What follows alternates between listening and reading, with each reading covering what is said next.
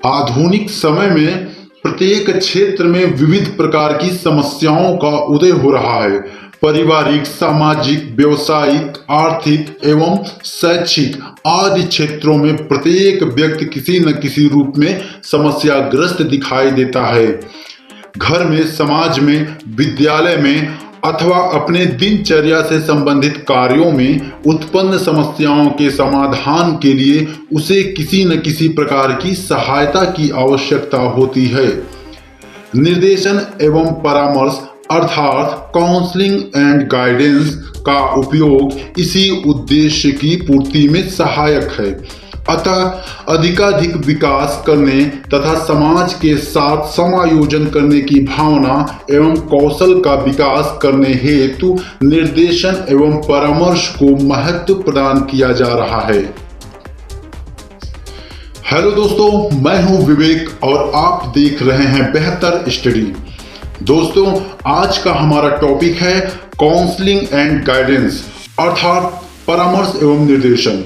दोस्तों, परामर्श एवं निर्देशन बहुत ही जरूरी, प्रत्येक व्यक्ति के विकास एवं प्रगति में सहायक मुद्दा है।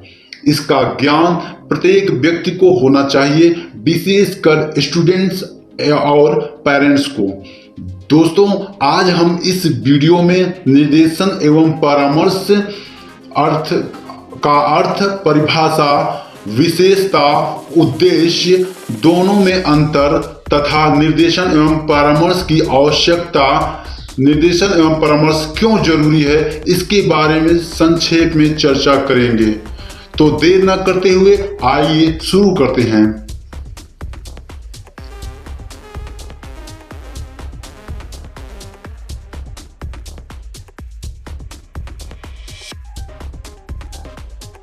एवं समायोजन की महत्वपूर्ण प्रक्रिया है जो जीवन पर्यंत निरंतर चलती रहती है। निर्देशन शिक्षा का अभिन्न अंग है एवं परामर्श निर्देशन का अभिन्न अंग है।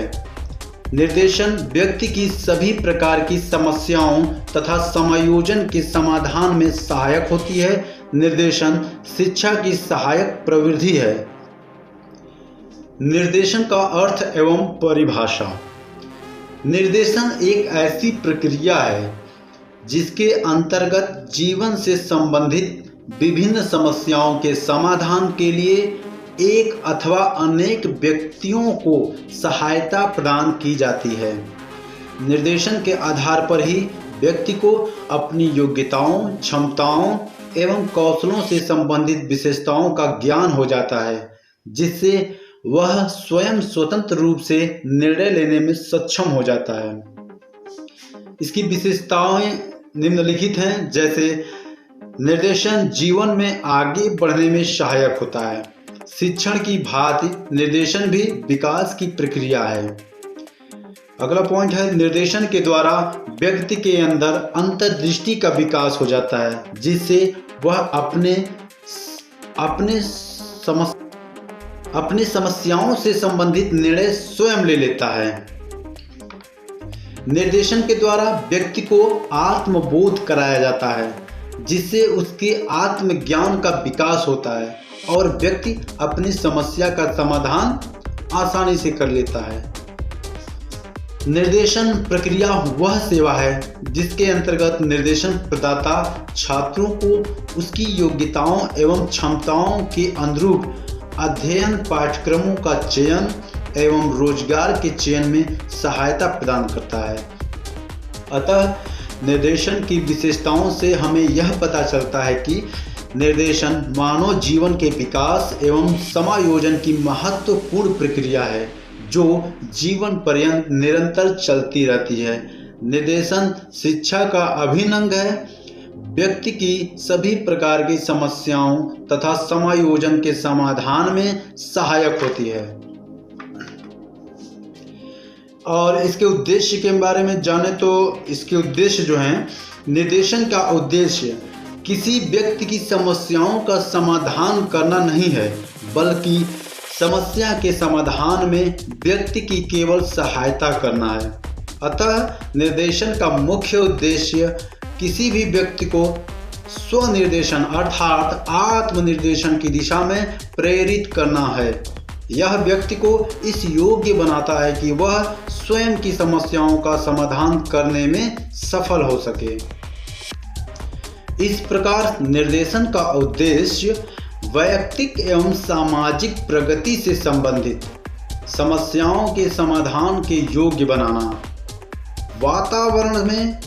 वातावरण से समुचित समायोजन हेतु सहायता करना, योग्यता अनुसार शैक्षिक एवं व्यावसायिक अवसरों की जानकारी प्रदान करना, व्यक्ति में निहित योग्यताओं, क्षमताओं एवं शक्तियों से परिचित कराकर उनके अंदर अंतर्दृष्टि का विकास करना, जिससे वे समस्या के प्रति सही निर्णय खुद ले सकें। अब हम जानेंगे परामर्श का अर्थ एवं परिभाषा। परामर्श क्या होता है? परामर्श सेवा निर्देशन का ही एक अभिन्न अंग है। परामर्श योग्य, कुशल एवं एक प्रशिक्षित व्यक्ति द्वारा दिया गया सलाह या सुझाव होता है। परामर्श का आशय पूछताछ, पारस्परिक तर्क वितर्क अथवा विचारों का पारस्परिक विनिमय है। इस प्रक्रिया में परामर्शदाता द्वारा प्रार्थी अथवा सेवार्थी पर किसी निर्णय को थोपा नहीं जाता है। सेवार्थी को वैयक्तिक दृष्टि से इस प्रकार समझाता या सहायता प्रदान की जाती है कि वह स्वयं निर्णय लेने में सक्षम हो सके। अतः परामर्श वह प्रक्रिया सेवा है जिसमें परामर्शदाता द्वारा परामर्श प्रार्थी को प्रत्यक्ष एवं व्यक्तिगत रूप में वैज्ञानिक सुझाव या सलाह दिया जाता है। परामर्शदाता द्वारा प्रार्थी की समस्याओं का समाधान नहीं किया जाता, बल्कि उसकी इस प्रकार सहायता की जाती है कि इस योग्य बना दिया जाता है कि वह अपनी समस्या का समाधान खुद या स्वयं कर सके। और परामर्श का उद्देश्य आत्मज्ञान प्रदान करना होता है, यानी कि सेल्फ नॉलेज, आत्म स्वीकृति का विकास करना होता है, सेल्फ एक्सेप्शन, सामाजिक सामंजस्य का विकास करना, यानी सोशल हार्मोनी का विकास करना। अब हम जानेंगे निर्देशन एवं परामर्श में अंतर।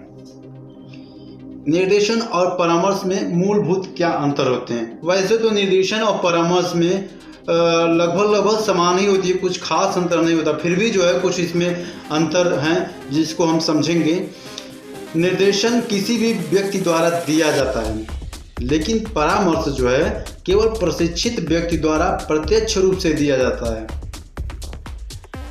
इसके अलावा निर्देशन पत्र पत्रिकाओं द्वारा, किताब द्वारा, टीवी चैनल द्वारा आदि के द्वारा दिया जाता है, और परामर्श प्रत्यक्ष रूप से वैयक्तिक रूप से दिया जाता है। निर्देशन प्रत्यक्ष और अप्रत्यक्ष, समुचित एवं व्यक्ति यानी समुदाय एवं व्यक्तिगत दोनों रूप से दिया जाता है, लेकिन परामर्श जो है वो व्यक्तिगत रूप से दिया जाता है। परामर्श निर्देशन का एक महत्वपूर्ण अंग होता है।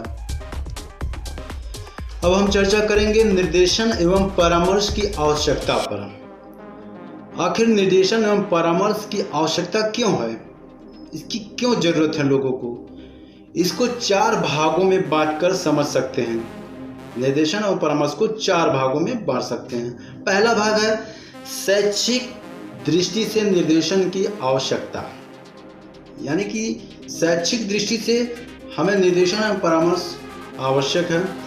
दूसरा भाग है व्यावसायिक दृष्टि से निर्देशन एवं परामर्श की आवश्यकता, और तीसरा भाग है व्यक्तिगत एवं पारिवारिक दृष्टि से निर्देशन एवं परामर्श की आवश्यकता।